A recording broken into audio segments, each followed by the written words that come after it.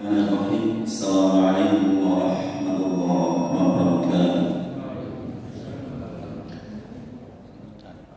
Alhamdulillah alladzi ja'ala asy-syahra siyam Ramadan ala ummatil khairil bariyah kama farada as-siyam ala jami'il umamil madiyah. Asyhadu an la ilaha illallah wahdahu la syarika lahu wa asyhadu anna Muhammadan 'abduhu wa rasuluh.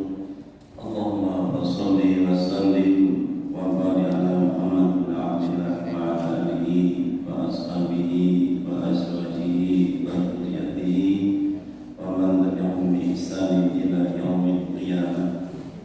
Amma ba'du, faqad Allah ta'ala fil Qur'anil Karim, a'udzu billahi minasy syaithanir rajim. Bismillahirrahmanirrahim. Ya ayyuhalladzina amanu kutiba 'alaikumusiyam kama kutiba 'alal ladzina min qablikum la'allakum tattaqun. Wa qala Rasulullah sallallahu alaihi wasallam, man shoma ramadhana imanan wa ihtisaban ghufira lahu ma taqaddama min dhanbihi. Rawahul Bukhari. Sallallahu Rasulullah sallallahu alaihi wasallam. Bapak-bapak, ibu-ibu, pada sehat semuanya. Amin. Mudah-mudahan doa kita dijawab Allah Subhanahu wa taala. Kita senantiasa diberikan kesehatan, kekuatan iman Islam. Kita dapat menjalankan istana ibadah kepada Allah. Perintahkan kepada kita. Yang kami hormati Bapak Ketua DKM serta jajarannya, wabil khusus Bapak penasihat kita, para asatidz, para alim, para sesepuh, ini sepuh, tokoh masyarakat, bapak-bapak, ibu-ibu, ada ibu-ibunya Bu? Alhamdulillah, soalnya ada portal, biasanya nggak ada portal hijau. Coba kalau setiap ada taklim bapak ibu ada begini, jadi dua-duanya dengar. Ya, imbang Pak Haji Jos. Jadi jangan bapak sendiri, ibu sendiri, kalau bisa begini. Jadi dua-duanya dengar, saling mengingatkan kalau salah satu ibu lupa. Mudah-mudahan kita senantiasa dirahmati, diberkahi dan dimuliakan oleh Allah Subhanahu wa taala. Amin. Bapak-bapak dan ibu sekalian, tema kita Tahlil Ramadan. Kita sudah masuk sesi yang keberapa? Yang ketiga. Kalau yang kemarin-kemarin belum mengikuti, berarti kalau ada rekaman ulang bisa disetel. Kalau nggak ada ya maaf saja. Belum terekam gitu maksudnya. Kalau kemarin di awal kita menyampaikan tentang apa Tahlil Ramadan, apa tujuan Ramadan, bagaimana cara menyambut datangnya bulan suci Ramadan, sampai kepada bagaimana kita mempersiapkan diri menyambut datangnya bulan suci Ramadan. Kemudian masuk pada sesi kedua, bagaimana cara menghidupkan bulan suci Ramadan sampai akhir kemarin kita kaji. Pada kajian pagi hari ini saya akan masuk pada sesi ketiga, yaitu tentang bagaimana Rasulullah menyambut datangnya hari raya Idul Fitri, yang barangkali sering salah kaprah, merujuk pada sunnah-sunnah Rasul, bukan merujuk pada adat istiadat. Karena biasanya budaya kita antara syariat dan adat itu lebih kuat adatnya, menghilangkan syariatnya. Kalau masih bau-bau dikit yang sifatnya hanya kultur saja, tapi tidak merusak syariat, tidak apa-apa. Hadirin yang dimuliakan Allah, bagaimana Rasulullah menyambut datangnya hari raya Idul Fitri? Kalau kita di awal Ramadan, sebelum Ramadan, bahkan Rajab, Syaban, Ramadan, kita sikap mental kita sudah mempersiapkan dengan doa. Allahumma barik lana fi Rajab wa Sya'ban wa balighna Ramadan. Itu secara sikap mental kita. Kemudian setelah masuk Ramadan, Rasulullah menyambung lagi doanya, Allahumma sallimna li Ramadan. Ya Allah, selamatkan aku di bulan Ramadan. Berarti kita masuk dulu. Sudah. Wa sallim Ramadan, dan selamatkan Ramadan, situasi kondisi Ramadan yang kondusif. Apalagi sekarang musimnya corona COVID. Seperti kemarin masih begitu. Kalau sekarang dengerin informasi lewat TV kayaknya boleh. Kalau dulu boleh sendiri kita, soalnya nggak boleh, soalnya gitu. Wasalihu minna amalan mutaqabbal, dan ya Allah selamatkan Ramadan, selamatkan diri kita dalam beramal itu. Ya Allah, terimalah amal ibadah kami setelah masuk ke dalam suci Ramadan. Bahkan di dalam Sunan An-Nasa'i, Rasulullah SAW memberikan satu doa, Allahumma akhillahu alaina Ramadan. Ya Allah, hadirkan amal-amal kepada kami dengan hati yang tenang, bil yumni, dengan iman. Ketenangan dengan iman itu membantu spiritual kita, semangat kita untuk dapat melaksanakan ibadah dengan imanan wahtisaban itu.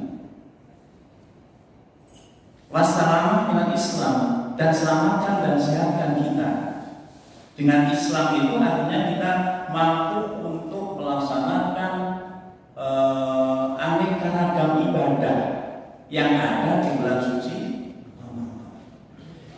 Di bulan lain sama, cuma nilai tingkatan ibadahnya kita harus lebih kuat lagi, dan Allah akan memberikan pahala yang berlipat ganda. Sampai Rasulullah mengatakan, man taqarraba bi hasatin minal khairi kana adda min masirah.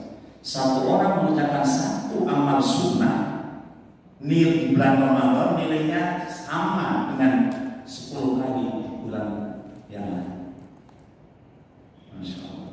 Lalu bagaimana kalau satu kali haji? Ma'an adda fardidatan kama adda sab'ina fardidatan.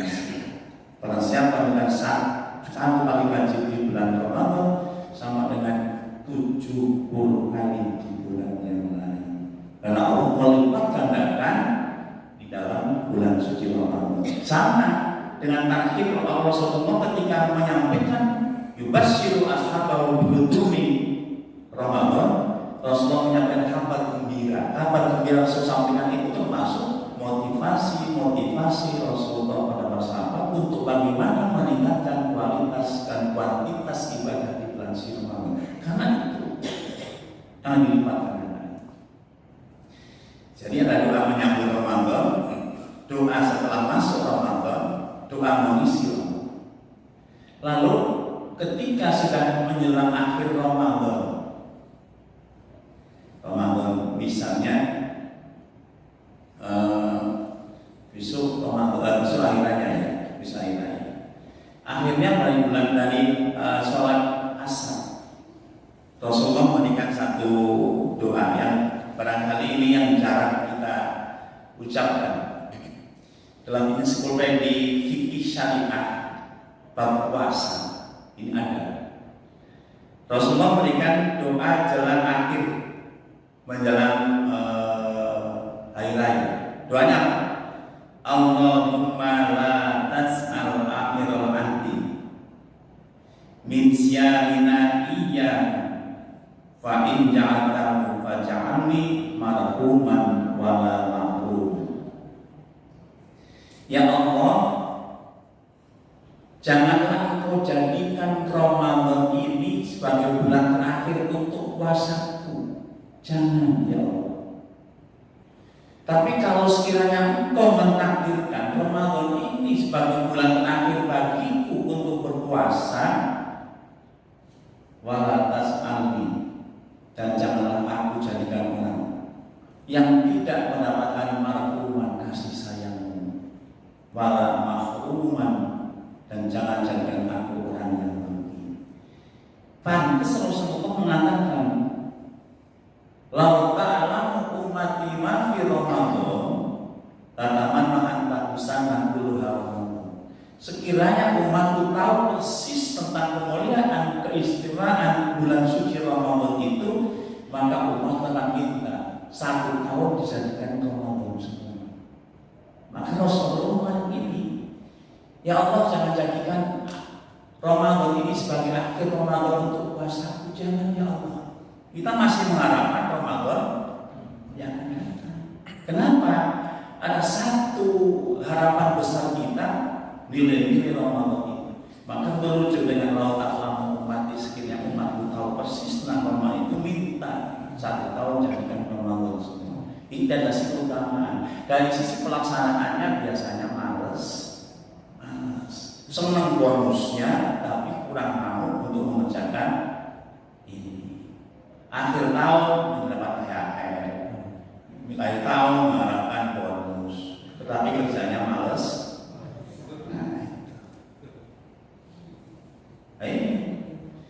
Jadi Rasulullah ketika akhir Ramadan menjelang hari raya itu ada ini. Hadirin yang dimuliakan Allah. Lalu apa yang dilakukan Rasulullah? Rasulullah SAW menyambut dengan sukacita, dengan senang. Kenapa? Karena Ramadan itu satu karunia besar. Di dalam sebutannya bukan Syahrul Qur'an. Syahrul Qur'an itu 4 bulan yang dimuliakan Allah. Tapi Ramadan Sayyidus Suhur, rajanya raja-raja dari semua bulan, penghulunya bulan. Oleh karena itu Rasulullah ketika datangnya hari raya Idul Fitri merasa suka. Di dalam surah 10 Yunus ayat 58 Allah memberikan kul bi fadlillah wa bi rahmatihi fabidzalika falyafrahu. Ini beritanya, falyafrahu wa khairun mimma yasma'un. Katakan ya Muhammad bahwa semua yang ada ini, termasuk ini, adalah karuniamu. Karena itu falyafrahu, maka patutlah untuk bersyukur dengan rasa senang, gembira hati, bersuka cita. Dan semua yang dilakukan dalam bersyukur dengan senang hati itu adalah lebih baik dari semua apa yang kau kerjakan. Senang. Maka ada istilah dengan bersyukur la yusabatun lazi dan malaikat kafartum inna adabi. Tapi kembali ketika mendatang Ramadan orang bersedih. Apalagi ibu-ibu ya Bu ya. Iya aja. Kenapa? Yang dipikirin bukan bagaimana ibadahnya, persiapan secara material kita. Kondisi kita PHK, kondisi kita masih ekonomi seperti ini, persiapan untuk buka, untuk sahur, untuk pakaian anak-anak. Jadi bukan sutris, ya kan? Mikirinnya gitu. Harus disambut ketika masuk Ramadan, sambut gembira, akhir Ramadan pun juga sambut dengan gembira. Ini sunnah. Tapi kalau yang salah satu ya bukan sunnah. Gitu. Hadirin yang dimuliakan Allah. Lalu apakah kalau ada hadisnya yang menyatakan bahwa Rasulullah ketika datang hari raya itu senang? Ketika Rasulullah sampai Madinah, Rasul melihat orang-orang Madinah itu melakukan bersenang-senang dengan cara bermain dan bersukaria. Lalu Rasulullah bertanya, "Ya, wahai sahabat-sahabatku, wahai orang-orang Madinah, apa yang saya mau lakukan? Aku sedang bermain-main dan senang-senang karena ini adalah hari raya." Nah, oleh karena itu Rasulullah mengatakan, Allah akan mengganti hari rayamu itu akan diganti dengan 2 hari raya. Apa kira-kira? Hari raya Idul Fitri dan hari raya Idul Adha. Itulah hari raya kita. Karena hari raya yang 2 yang dilakukan itu adalah warisan dari jahiliyah. Hadirin yang dimuliakan oleh Allah Subhanahu wa taala, ini yang pertama, sambut dengan rasa senang. Pasti senang lah. Senangnya apa? Bebas, tidak puasa. Yang tadi siang dari selama 14 jam, 15 jam kita berpuasa, pagi-pagi sudah bisa futur. Futur itu artinya makan pagi, bisa ngopi, teh bubur dan seterusnya. Cuma ibu-ibu yang kesel, kalau puasa kan enak. Selesai sholat subuh, bapak siap-siap langsung berangkat. Tapi kalau enggak, ibu-ibu sibuk di dapur bikinin kopi, betul ya Bu ya? Iya, iya, iya. Enggak ikhlas. Hadirin yang dimuliakan Allah. Kemudian yang kedua yang dilakukan Rasulullah. Walitu milai kata walitu tabilullah ala ma hadakum wa la'allakum tashkurun. Rasulullah mengagungkan baca tasbih, takbir, tahlil, tahmid ketika menyambut hari raya Idul Fitri maupun hari raya Idul Adha. Sebagai apa? Ungkapan rasa syukur kepada Allah Subhanahu wa taala. Beda enggak takbirnya hari raya Idul Fitri sampai hari raya Idul Adha? Batas waktunya. Beda.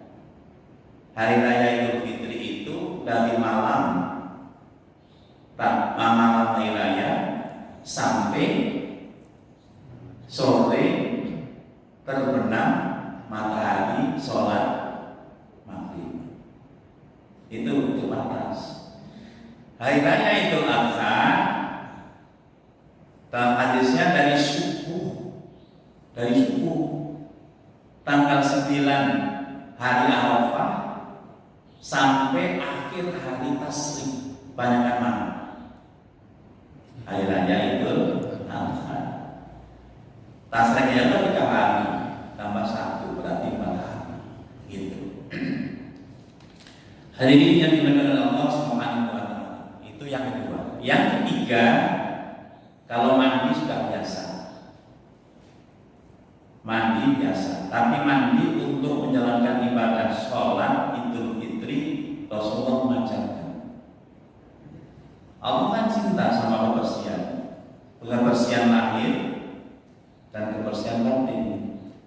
Dalam surat 2:22, Innallaha yuhibbut tawwabina wa yuhibbul mutatahhirin. Allah cinta, senang orang yang membersihkan dirinya, lahirnya, fisiknya, lingkungannya, dan seterusnya lah.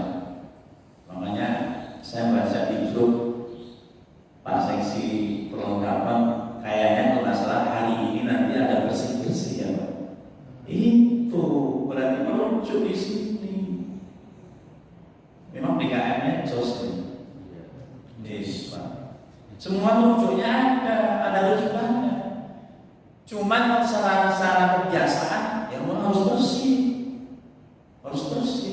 Tapi kalau dirujukkan dengan sunnah memang ada. Allah juga perintahkan. Jadi nilai yang apa kita kerjakan itu sesungguhnya ibadah semua, Pak. Masya Allah, Subhanallah, ibadah semua. Tinggal bagaimana niat kita. Ya kalau yang hadir, yang bisa, yang lagi ada keperluan, ya jangan dipaksakan. Lebih penting mana dulu. Karena kalau yang pribadi bisa diwakilkan, kalau yang seperti ini bisa diwakilkan. Hadirin yang dimuliakan Allah Subhanahu wa taala. Itu yang ketiga. Yang keempat, mandinya berarti mandi apa ini? Mandi dari sini ini semua lah mandi. Kalau biasanya pengertian ibu masuk Ramadan itu ada mandi bersih. Padahal yang dimasukkan bukan bersih fisik saja, bersih ini, bersih hati. Itu saling memaafkan di antara kita, dosa pada Allah dengan taubat kita.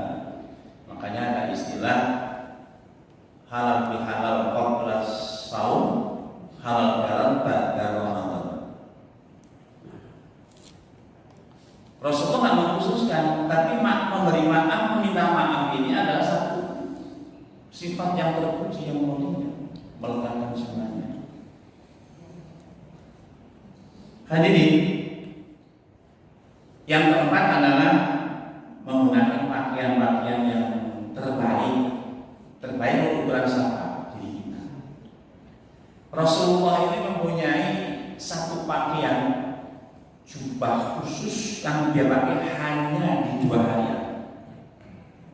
2 hari raya, Idul Fitri, Idul Adha. Rasulullah, ya kalau kita bisa seperti itu nggak apa-apa.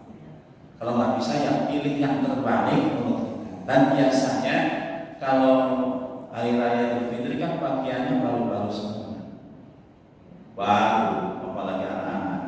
Makanya punya bapak-bapak ibu-ibu menjelang hari raya itu yang dipikirin ya itu, 1 kue, yang kedua pakaian anak. Kadang-kadang zakat belum berpikir, zakatnya belum berpikir, dan terpikir anak kita 1 jangannya berapa, paling berapa pakaian, ya kan, dan seterusnya. Zakat belum terpikirkan, nanti aja deh menjelang akhir, nanti kita kaji. Nah, oleh karena itu ketika Rasulullah SAW mau masuk hari raya itu, Umar bin Khattab di pasar melihat sebuah baju yang bagus banget, dan Umar bin Khattab beli itu dihadiahkan kepada Nabi. Menurut Umar, baju terbaik karena terbuat dari sutra. Setelah dibeli kemudian disampaikan kepada Rasulullah, Rasulullah mengatakan, ya Umar, apa ini? Ini baju gamis terbaik dan aku beli termahal. Buat siapa?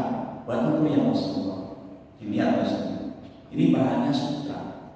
Sutra, janganlah kalian pakai barang orang laki-laki menggunakan pakaian sutra. Perempuan beli. Kenapa ini? Karena takut berlebihan. Kalau Rasulullah memberikan contoh seperti itu pakaian sutra, bagaimana umatnya nanti? Oh, Rasulullah pakaiannya bagus sutra, nanti sutra semuanya kan mampu. Kalau enggak, dari sisi ekonomi sosial, Rasulullah sudah memikirkan 14 yang lalu bagaimana kondisi umat. Gitu. Kemudian yang berikutnya, yang kelima, menyambut datangnya hari raya itu adalah biasanya kita kalau jalan ke masjid suka naik motor, kalau yang jauh pakai mobil boleh, tapi disunahkan kalau yang terjangkau jalanlah kaki. Mungkin 1 kalau kita pikirkan tempat parkirnya semua jamaah bawa motor kan nggak ada tempat, nanti ada tempat parkir sendiri, nggak itu sholat malahan nunggu parkiran aja. Disunahkan jalan kaki. Kemudian pulangnya itu jalan kaki lewat jalan yang berbeda. Ini hadis. Oleh karena itu, ketika kita berjalan itu bukan jalan diam, tapi disunahkan untuk mengumandangkan takbir. Syukur kalau misalnya bareng-bareng 2-3 orang jalan bersama, nggak usah ngobrol. Tapi 1 ada yang jadi imam untuk membaca takbir atau bersama-sama sampai tempat ibadah. Kemudian masuk dalam masjid, ada tahiyat masjid, tapi tidak ada sholat qobliyah hari raya Idul Fitri, Idul Adha. Apalagi kalau di lapangan, sholat sunnah tahiyatul lapangan. Ada nggak? Saking-sakingnya nggak ngerti Pak. Diselenggarakannya di lapangan. Datang, duduk baris di depan sendiri, orang dari belakang yang nggak ngerti ikut lagi. Datang sholat, datang. Ditanya selesai acara sholat, tadi sholat apa? Tahiyatul masjid. Nah ini bukan masjid, bukan. Jadi kategori masjid itu ada, kalau dalam fikih itu ada batasan bangunannya. Kalau dia namanya tahiyatul lapangan, ada nggak? Nggak ada. Rasulullah tidak ajar seperti itu. Nah saking-sakingnya nggak ngerti ibadah yang kita tahu biwayin ilmin marbutatun lahu baru. Ini makanya perlu ilmu qabla amal. Berilmulah dulu baru amal, atau bersamaan dengan beramal sambil berilmu. Gitu, sempurna. Yang khawatirnya saat itu tahiyatul lapangan. tahiyatul arba'an rakaatain Allah. Kalau masuk masjid tahiyatul masjid tetap ada. Tapi jangan ada tahiyat populer. Salat Id jangan. Hadirin yang dimuliakan Allah. Kemudian yang berikutnya adalah sholat hari raya Idul Fitri. Berapa rakaat? 2 rakaat.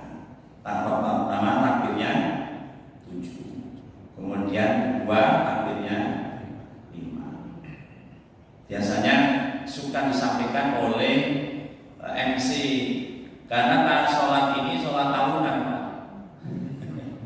sholat tahunan. Dan tidak semua orang ingat. Sama dengan mengantarkan untuk sholat jenazah. Orang disuruh, Pak, Pak, nanti hukumnya gimana? Pak, sujudnya nanti gimana orang? Kan ini ini kurung batang, kan busuk. Kemudian suruh seperti ini. Kalau laki-laki di sini, kalau perempuan di pinggang imamnya sini dekat, Pak, maju lagi apa tanya? Pak, nanti sujudnya gimana? Nah ini berarti belum dikoyaknya ini tanpa ini, gitu kan? Ya kan nggak ada sujud, nggak ada ruku, itu kan salah. Makanya perlu disampaikan MC barangkali supaya ketika mau sholat itu mantep paham apa yang akan dikerjakan. Ya kalau bapak-bapak sudah punya pemahaman, ketika mau berangkat sholat, keluarga kasih briefing dulu, ya kan? Ya bapak jadi ustadz lah, apa-apa nyampaikan ini ngumpul dulu, bapak kasih tahu salah-salahnya begini-begini. Salah nggak kira-kira? Salah nggak? Yang enggak malah bagus. Jadi sudah ada ilmunya mau berangkat. Hadirin yang dimuliakan oleh Allah Subhanahu wa taala, inilah beberapa sunnah-sunnah yang dilakukan Rasulullah SAW ketika menyambut datangnya hari raya Idul Fitri. Yang sekarang saya kaji masalah zakat. Zakat ini merupakan rukun Islam, merupakan sokok. Kalau iman sebagai fondasi, bangunan Islam itu yang 5 itu. Bangunan Islam, sholat, zakat, puasa, haji. Malah kalau kita gambarkan dengan sebuah sketsa gambar rumah, fondasi ini iman. Kemudian tiangnya ini apa? As-sholatu iman. Nah, sholatnya adalah tiangnya. Kemudian ada tiang, pilar-pilar, ada temboknya enggak?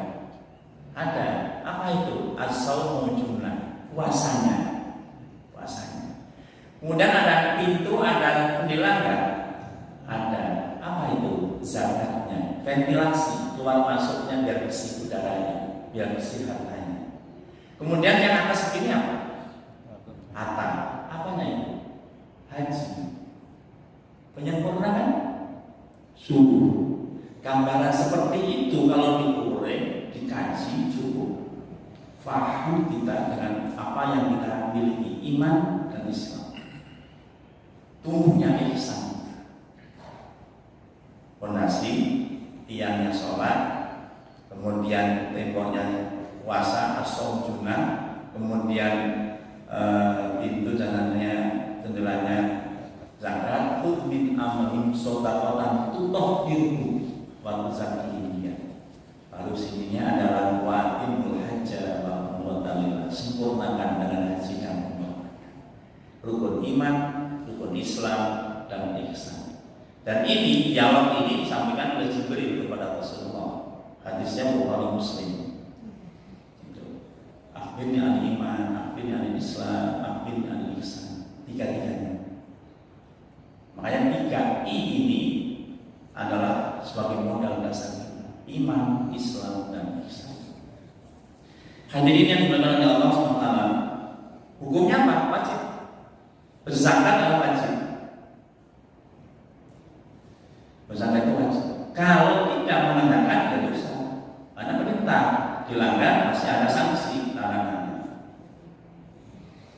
Hadirin, dalam fikih zakat ini dibagi dua.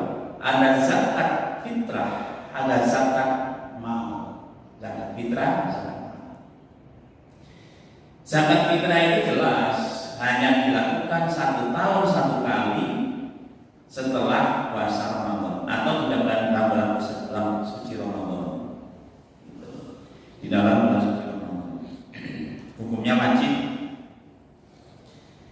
Lalu fungsinya apa? Berzakat fitrah itu apa? 2.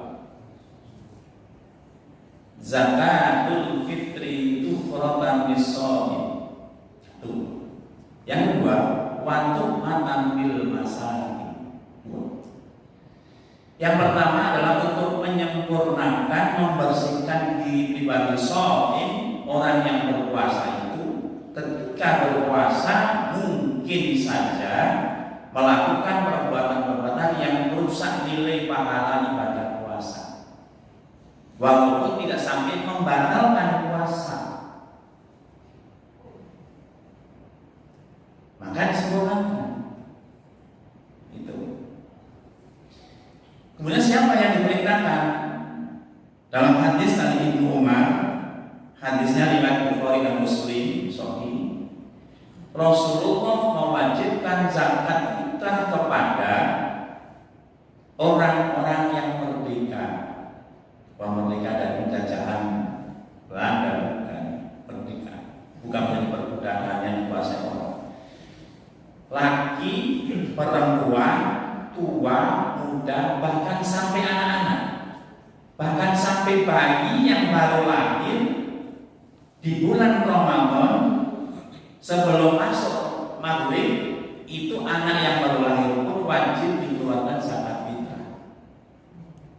Pertanyaannya, kalau tadi fungsinya adalah tufratan lis-shaim, pertanyaannya, apakah anak kecil, apalagi yang baru lahir, sudah berpuasa? Sudah berpuasa? Belum. Apakah anak yang belum balik wajib itu berpuasa? Belum. Tapi kenapa Rasulullah sampai memerintahkan sampai anak yang baru lahir di bulan Ramadan sebelum tutup maghribnya tetap dihitung, keluarga itu menghitung anak itu untuk dikeluarkan zakat fitrah? Apa maknanya ini? Maknanya adalah bahwa nilai zakat fitrah itu adalah tuhmatan lil masakin. Kalau khusus untuk orang yang sudah berpuasa itu bisa membersihkan dirinya dan bisa membantu orang yang fakir, miskin dan mu'alaf, termasuk 8 golongan dalam surat 960 itu.